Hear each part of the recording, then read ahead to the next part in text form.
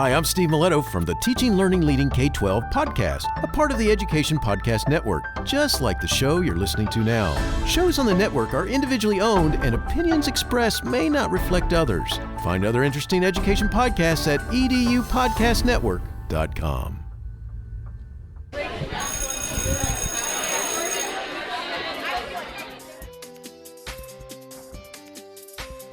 Welcome, everybody, to this episode of the Ninth Grade Experience podcast. I'm your host, Chris Dutchko. Ninth grade can be challenging. Let's experience it together. And we're going to experience today getting ready for your midterm exams. So we are back from our holiday break. So everyone had a nice holiday break, and we are back here going towards the middle of January to get ready for midterm exams, which is a new thing for most of the students here at Emmaus High School. So we have two guests on today that are going to talk to you about the importance of exams, getting you ready for those exams, and some last minute tips and strategies. First up will be one of our school counselors, Mrs. Demchak, who has been a frequent guest on the Ninth Grade Experience. If you revisit some of our previous episodes, you can listen to all the great insights that she's had, and she'll talk about it from the school counselor perspective. And then our second guest will be Emma de la Cruz, who wrote an article in the December issue of the Stinger newspaper talking about Midterms 101 and how to boost up your studying and getting ready for exams. So lots of great tips and strategies in this episode. If you want to take a brain break and go back and listen to some previous episodes of the podcast, you can go to ninthgradeexperience.com and look up any sort of subject that you would like to learn more about in the ninth grade world. And also you can follow us on TikTok at Ninth Grade Experience, where we're sharing clips of these episodes and some other good test taking strategies as well. So hopefully everyone does well on their exams as they prepare to take those, and good luck to everybody. And hopefully you take something away from these conversations, getting you ready for midterm exams. So we have a frequent Ninth Grade Experience podcast guest. Back when she was one of the ninth grade counselors, now she is a counselor for a section of the alphabet. So we're glad to have Mrs. Demchak back on the Ninth Grade Experience as we talk a little bit today about exams coming up in the next several weeks here. So pretty soon we'll be getting some stuff out to everybody about how to prepare for exams, and we're going to take some time today to kind of go through that process and talk a little bit about how to prepare for these exams that we haven't had here in Emmaus High School with the stakes like they are almost in 4 years. So if you're a senior watching this, maybe you remember way back from before the pandemic, but if not, then you haven't had exams like this here. So Mrs. Demchak, thanks a lot for joining us. No problem. Happy to be here with you, Mr. Stuchko. Yes, this is going to be interesting, I think, for students to have to kind of get acclimated to how things are working with regard to midterms and finals. And for the majority of the students in the building right now, this is a very new thing. Yeah, so why don't you just start off at first by just telling everybody, we'll just keep the microphone there. Tell everyone first, like kind of like the setup for exams. So like we know that they're going to be next in 2 weeks, and we know that they're Wednesday, Thursday, and Friday. But when we talk about them not being the way that they were previously, can you just say a little bit about like what are exams, what they count for, and kind of all those, the logistical things that have been sent out to parents and other stuff, but maybe students are maybe hearing this for the first time. Okay. So for those of you who aren't aware, the midterms and the finals each count 10% towards the final grade that you earn in your course. And so with that percentage, that does definitely mean that these exams play a very large role in your final grades. If you have done well in marking period 1 and 2, most likely you will do well on the midterm. If you have not done well, doing well on the midterm can actually help to increase your grade right now. So it is very important to take these things seriously. What are exams? They are, in most courses, cumulative from the beginning of the year until the end of the second marking period.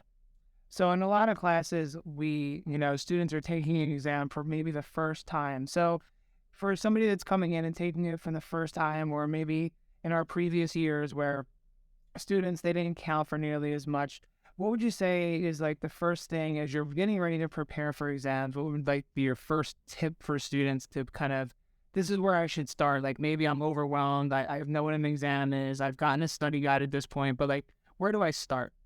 I think that the best piece of advice I can give is to make a plan to do just that. And what would that plan be? My recommendation would be to definitely look at those review sheets and those review topical listings that you received from teachers, and look at the amount of time that you have to prepare between now and the date of the exam, and then really make a commitment to actually studying. And it should be a little bit each day. I am definitely not a believer in cramming. That's not going to do very much for students, but continuous kind of digging back in that brain and pulling that material back towards the working memory. Remember, you have had pretty much all of this material already. So it's in there, but you've kind of got to get it from the back, and bring it up to the working memory. So doing that, periodically reviewing a little bit each day. Maybe you take a chapter a day, maybe you take, a page of a review sheet each day, but just kind of going over things in a scheduled format is probably my best piece of advice as to how to get started. I feel like we've had many conversations about study skills and other things before in previous episodes. And that seems to be a tip too, even like when you're preparing for like a chapter test or unit test, kind of taking those small steps. And I know on the board outside of the school counseling office, there are different tips. And it was actually one of the TikTok videos we used earlier this week to start talking about this. And I know that one of them up there was like making sure that you're doing stuff every day as opposed to cramming, and kind of making sure students, don't just try to, for that Wednesday exam, that you don't start studying Tuesday night at 11 o'clock, because it's just not going to be effective to kind of actually learn the material. Exactly. And I feel that for students who do kind of wait till the last minute, our procrastinators out there, inevitably they will come upon something that will kind of just frustrate them to the point where they may just, shut down, close all the notes, close the textbook, and just say, I'm done with this. Doing their reviews very kind of scheduled and sequentially gives students the opportunity to identify things that maybe they need some more help with. Maybe they need a clarification. And then you're giving yourself that time to be able to reach out to the teacher and kind of get that information before the exam, so that you're not sitting there the night before going, I don't understand this, and then just saying, screw it, because that's not going to get you a good grade. I know a lot of times when we talk about this, it's students that are like struggling to like maybe pass a class, pass an exam, but I was just kind of thinking like, a lot of times we don't tend to focus on like our students that like at all levels. Obviously freshmen is what we focus on, but like students that are taking like several like challenging classes at a time. And a lot of students maybe have not had that experience of like, I'm now in like 3 honors level classes. I've never taken exams. And like, that's a lot of pressure to put on. I know, my own son who's been on the podcast, I believe on the first day of exams, he has like 1A, 2A, 3A are all his exams. They're all kind of lumped together. So for students that are in like multiple challenging classes, what are some tips or advice that would you give to those students that are like, oh my gosh, like I have to really, A, the pressure on themselves to do well, and then B, the amount of material or like even the depth of the material that they're going to have to look at and review? Okay, well, I think the first thing to do is to really try to lessen those feelings of being overwhelmed. Okay, like students know at this point that exams are coming up, and we are not springing this on them. So, getting that schedule, that study schedule kind of set up as soon as possible, getting on that, I think is a great piece of advice. Another piece of advice is to remember, like, you have been in class, you have learned this material. Again, it's in there. It's just a matter of kind of bringing it up to the forefront so that you can recall it when you're sitting there, taking the test. My third piece of advice would be to try your very best to relax. We're coming, through this COVID situation, and there does seem to be still like a kind of negative attitude about just things in general. So remember that you have prepared, you've learned the material, you're going through, and you will do your best on this exam, and then it's going to be over. Once you get your grade, then you can kind of see, okay, what do I need to do from here?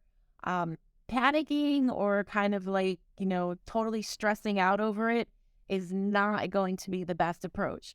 So when you are making that study schedule, be sure to include, breaks and time to do things that are important for your own well-being, like sleeping on a decent time schedule, making sure that you are eating healthy meals and healthy foods, definitely getting exercise, spending time with people that you care about, walking your dog. That was something today that I spoke to a student about earlier.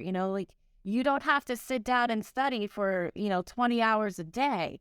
The other thing is, please look at those review sheets.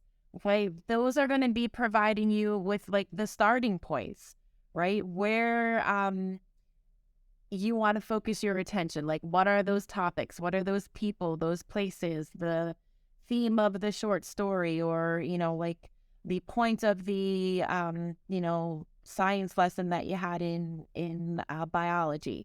So looking at those, and then, of course, going back to the notes. If you're fortunate to be able to review, previous quizzes or exams, definitely want to do that. And then the assignments. Most of you have your assignments now in Schoology, so you can kind of go back and see what was my teacher really, really emphasizing in this unit. Okay? If you are able to identify those key topics, you're going to be in a very good place. So what would you say to the student that says, when I study, I just look at the material and I learn it? I know that comes up a lot, and, we talk that's not really studying, you're kind of just reading. So if you have that student, they would say, well, I studied, I read it. What would you suggest that student does in addition to just reading it? Well, I definitely would suggest that a student who has read it actually tries to then either write it down or explain it to someone else, so that they can hopefully get a grasp of the concept that the student is also trying to ensure that they know. Being able to explain something to someone else can definitely put you in the right direction to feeling confident that you know the material. Aside from just reading things, I know a lot of our teachers use different study tools. I don't know if that's the right word, but things like Quizlet and Khan Academy and other places where you can go and you can practice. That's definitely helpful, and that's a very a good way to also kind of engage some other senses aside from just reading. Some students might find that they learn better when they're active and moving.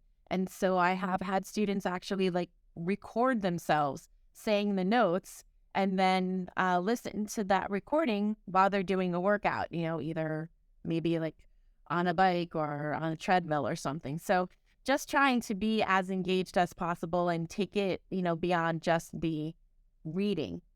That reading type of studying, in the air quotes, is the thing that you should be doing a couple times a week to kind of keep things moving in your brain. Yeah, keeping it all fresh so that you're kind of trying to not think about it all at the one time. So that's, it's good advice there to kind of make sure that you're going back. And I think that's funny with the listening to yourself while working out. I don't know what subject in school would be my motivation to go out and run a couple miles in the morning, but it's kind of a funny thing to do. But I'm sure students are kind of figuring out for themselves. And I think one of the things that's important is we can offer you all of these tips, but you kind of need to figure out for yourself what will work and what won't work. If you're the kind of kid that can't study in the room with noise, then obviously saving all of your studying for your auditorium study hall might not be your best bet. So kind of knowing those different things, and I know there are different things on Naviance, and we're not going to talk about all those things that we don't want you to do those this week because you're preparing for your exam, but if you've done some of those and some of those skills that you have or some of those things that are valuable to you. Like you can think about that. So maybe if kids have done that, maybe it might be time to like look back on that and be like, hey, like when I did the skills assessment, Called Learning and Productivity in Naviance, and you were actually reading my mind there. And most of our upper class students should have completed that. Our ninth grade students may or may not have done that at this point. But yes, it is definitely important to know what your like preferred learning style is, and then to kind of capitalize on that. I think you gave a great example. If you're the kind of person who prefers to study in quiet, you need to do that someplace aside from the auditorium or the hive. That's pretty much a given. But there are lots of different things that you can do, and I think one of the best pieces of advice is start now. Yeah, no, and I agree. And I've seen the results of a lot of students, things. I always like the one that's like, likes intake, doesn't like intake. So if you need a snack to study, like I always thought that was kind of funny. But I'm like, I don't even think about like when I'm actually like studying or like really working, like what do I like or like all those different things. So lots of great tips here. And then we're going to have, after this interview, we'll have one with the student that wrote the article on the Stinger, Emma. So just as we kind of tie up here, so I was thinking like, so I take my exam. So there's going to probably be one of two ways. Either I'm going to do really well or I'm not going to do so well. So what would you say to both of those types of students? Like you take the exams and you do well, or I took it and maybe I didn't do as well as I did, and kind of like what that means for me for the rest of the year. Okay. So first, like for the student who takes the exam and does well, that doesn't mean that you just don't have to work for the second half of the school year. You still need to, stay on top of your academics, and hopefully you want to continue to do well for the remainder of the school year. For the student that does not do well on the midterm, remember the midterm is 10% of your final grade. So there's still 90% of the grade that you are still, able to control. So you want to maybe make some changes into the way that you're approaching your second semester academics. So maybe you need to take better notes. Maybe you need to be reading or reviewing them more frequently. Perhaps you should think about visiting the tutoring that's occurring during the morning homeroom, or reaching out to your teacher to get maybe a little bit more clarification on things. For some of you, it might be as simple as doing all your homework. Or coming to school. Coming to class, exactly. But those, all of those things may seem small, but together they can definitely, make for a very solid academic performance. All right. So thanks a lot, Mrs. Demchak, for lots of great tips here from the school counseling perspective, from getting ready for exams. So we appreciate having you on. I think what I've told you in the past is you're our the guest that has the most appearances on the ninth grade experience. So it's always nice to get you on, and I think this is now every season we've done it, you've been on at least once. So we got to keep that streak going. Absolutely. Thanks so much. So today we're here with Emma Dela Cruz, who wrote an article for the Stinger. So we're trying to get together all these facts and busting some myths about our upcoming midterms, which is a new experience here for many of our students here at Emmaus High School. Unless you are a senior, you have not taken a midterm that's been like the midterms this year. So Emma was she wrote an article in the paper kind of helping students to kind of understand how to study and how to prepare. Goes along with another article that was in there about all the nuts and bolts of the exam policies as well too. So Emma, thanks a lot for joining us today. Yeah, thank you. So here we are, we're about 2 weeks away now from midterms. And you wrote an article that was basically about like, how can students prepare and study better? So without giving away everything right up front. So what did you find, or why did you feel this was an article that students needed to be able to read before our midterm times? So like you mentioned, most people at EHS have not ever taken a real midterm that was worth more than 5% of their grade. So they probably don't have a lot of experience in this. In middle schools, you don't have midterms, you don't have finals. And so studying for any type of cumulative test like that is difficult, and it takes time, it takes practice. And it's important that students have access to information like this so that they can perform as best as possible on their exams. Great. So your article is in the print edition of the Stinger on page 3. You'll probably find it online too. But it says Midterms 101, how metacognition can aid studying. So some big words there at the top. So maybe if people don't know what metacognition is, do you want to tell people what metacognition is? Because I think that's a really important skill for ninth graders or any student to really know, especially when they're preparing for a big test. So what is metacognition? So metacognition really just means thinking about thinking, and it's basing your life practices, in this case studying, on what we know about the brain. So if we tailor those practices and do them so that they work in accordance with the brain's patterns, all those things, the studying time that you do have is more productive and more effective. So yeah, so that makes a lot of sense. So you're not wasting your time. I know when we talked, as a teacher, you hear students say, I study for like 3 hours. And you're like, what did you actually do to study? And it's like, I stared at the book. It's like Yeah. staring at the book is not studying. So you said that you wanted to break down some myths about, how to study for exams or some misconceptions. So what would you say is like the top one from your article and what you wrote about? Like, what's the main thing that you would tell students is like, this is the best way to begin preparing for your exams? I would say the best way to preparing for your exams just beginning is setting a good foundation for yourself in terms of your sleep schedule, how much electronic use you're getting. I know that sometimes that can be difficult. Food habits, everything like that. When you're healthy as a person, it's a lot easier for you to learn, and it's a lot easier for you to absorb new information.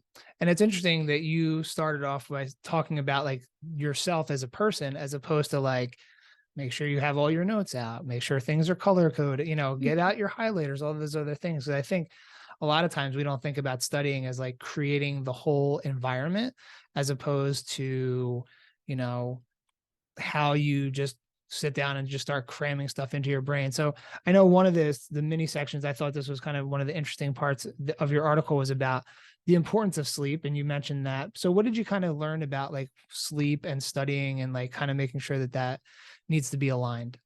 Yeah, so sleep, I think most people stress the importance of sleep, but little people actually can stay on that schedule, and it's difficult. But sleep does many things. First of all, there is this information processing theory, which says that any type of learning or information you process through the day needs time to develop and sort of absorb into your brain, which happens during sleep. So if you're not putting that time in, it doesn't matter how much you're learning, how much time you're spending on it. If you're not giving it that time to absorb and process, it's not really going to store in your long-term memory. And then it's also an immune booster. So immune system is stronger when you sleep. Lack of sleep can be linked to weight gain and all those different things. We could get into that a lot, but basically, if you're sleeping, you're priming your body for the best possible studying experience. And that's also a really important thing to know too, because the last thing you want to do is be up the night before an exam trying to cram in all this information that if you start studying like now or whenever this goes live, it'll give you about a week to prepare, as opposed to like if you're going to study on Tuesday night for the Wednesday exam during the first block and you haven't looked at it yet, that's really not the best time to be starting that kind of stuff to be able to study. So I think that sleep one is really important because, kids may even get off their sleep schedule during the exams as well too, because like you talked about our open campus policy, like if we don't have to be at an exam, you don't even have to be in the building, but that's not an excuse to kind of start sleeping in and doing all sorts of other stuff when you might still have an exam. So that one's I think that one is one that a lot of students wouldn't think about. So I really like that you wrote that in your article as well too. The other one I liked too, that was the third point, was like that it's not necessarily like a matter of intelligence preparing for the exams. Like if you put the effort in and you put the work in, that the results will pay off. So I know there's always this like kind of thing of, we do it at the beginning of the year each year where we ask students to identify what a successful student looks like. And I've been doing it now. This is my 14th year here at Emmaus, and never have I had a student say like intelligence is a success for a successful student. And I think that goes along with the exams too. So what did you learn about that? Like kind of not necessarily relying on intelligence as like kind of a way to do well in exams? Yeah, so really intelligence or your IQ, intelligence quotient. It's just kind of a measure of some of the natural abilities you have for problem solving, all those things. But in the real world, it's not the best predictor for success because you have all these other soft skills, things like communication skills, work ethic, leadership, all things like that. And those are what activate those intelligences. But at the same time, your IQ is just such a small portion of your overall success, and you shouldn't let it limit you when it comes to challenging yourself. If there's this course that you want to take and it's a little difficult, you should really use those soft skills instead, and just realize that um you have so much more to offer than just your intelligence, and if you let that stand in the way, then you're just kind of hindering yourself. So we've had a lot of talk about the mental approach to studying. So like we've talked about sleep and preparing yourself and staying healthy and not necessarily dwelling on the fact of intelligence being a way that you're going to do well on the exams. So we've gotten that out of the way. So now, did you find any sort of like real practical applications of like how to study, like things to do, things not to do, anything like that from your research for your article? Well, of course, like you said earlier, just staring at the textbook and rereading information. I hear a lot of kids saying, like, "Oh, I'm gonna read through my notes." Reading information does not deeply process it. It just kind of sits there at a surface level. And if you're not able to directly state back the information that you're reading through, then you're not really ready for the test, because on the test, you're not going to have any of those articles, or not articles, but study materials in front of you. And so if it's not completely in your brain and if you can't independently state it, you're not really ready for it. So I would say, don't just read through your notes. You have to do some type of active processing. Rather, that would be rewriting it, recalling it to a friend, even like just stuffed animals on your bed, anything like that. Those active processes are going to help you better encode the information for tests. I And like then, yeah. I was gonna say I like I could just imagine if you're in a like an advanced chemistry class and you're sitting there trying to redo the notes to a stuffed animal on the bed. I'm just trying to envision that scenario. I think that would be really funny if you've had your childhood teddy bear since you were 3 years old or 1 year old reading notes to it. I just think I don't know if the bear would really care, but at least somebody you're hearing it out loud and you're getting it to somebody else. But I think it's one of the things you mentioned is also in your article too about the handwriting stuff. And I think a lot of times as students, especially in like higher level classes, they seem to type a lot of stuff, but then you talked about this like connection between like when you actually handwrite stuff, it kind of will stick into your brain a little bit better than if it's typed out. So what did you kind of learn about like handwriting notes or rewriting notes? You even mentioned that as well too. Yeah. So, with typing notes, sometimes when teachers' lectures get long, it's hard to keep up and just students take out their Chromebooks. But when you're typing your notes, it's more comparable to transcribing information. So it's just hearing it and putting it down on paper, but you're not actually processing it. And it's that processing that's important to getting it into your long-term memory. Whereas when you're handwriting notes, um, obviously you can't write what the teacher's saying word for word. So it forces you to condense it into shorter bullet points. And by condensing it, by condensing it, you're processing it better. So it's okay to type notes, but make sure that you're going back and rereading through them, and also, of course, writing them, not just reading through them. So you're processing it, and then along with rewriting notes, that again is just another example of an active process to help you encode it into your long-term memory. So you are a junior, so you've actually never had a like real exam period here. Last year we kind of began that again, trying to do exams, but they didn't count for as much as they did this year. So what are you personally going to do? Obviously you wrote the article, you did all the research what are some things that you're specifically going to focus on yourself as you kind of go into this exam period and preparing for your exams? So yeah, I am honestly a little bit nervous, but I think one important thing, aside from all the studying, is having a good mindset and just knowing that a lot of the information that you're gonna see on your test, or pretty much all of it, is stuff you learned early in the year. So if you can be at least a little bit confident in the fact that this is stuff you've been exposed to, plus putting in the time, I think that type of mindset, I'm sorry, putting in the time for studying, that type of mindset will help you be successful. Another thing I'm doing is trying to work on my procrastination habits. That's just something that I personally have. Staying up till 12, 1, just trying to finish work. And I've found that even just getting like 7 hours of sleep versus 5, it like I feel so much better in my day. So I'm definitely getting a lot of sleep. And then Finally, so this is something a lot of students might not think about, but most of the education that you have is built off of stuff you learn in previous grades. So sometimes, I'm in calc right now, but sometimes I even review like basic algebra skills for my tests, and that helps me um, with some of the harder skills that we're doing the applications of that. Yeah, those are all great suggestions. I like the one about like looking back on previous stuff too. And I think, like you said, that mental like understanding that a lot of this you've seen before, and then just knowing like you having been exposed to this and you're putting the work in. And I think a lot of times kids get worried about stuff when they don't put the work in. And I think, you've made a lot of great suggestions today here about making sure you're prepared, even like cutting down like getting from 5 hours to 7 hours. While it's still short of what is recommended for kids your age, like, it's still way more than 5. And, figuring out how to get some work done early and before time is a great skill that will apply from now. And then even at the end of the year for finals as well, too. So Emma, thanks a lot for joining us here. We're glad that you were able to come in and expand on your article a little bit here and give us some more good tips to be able to prepare for exams coming up in the next few weeks. So thanks a lot for joining us. Thank you. Good luck, everyone, on midterms.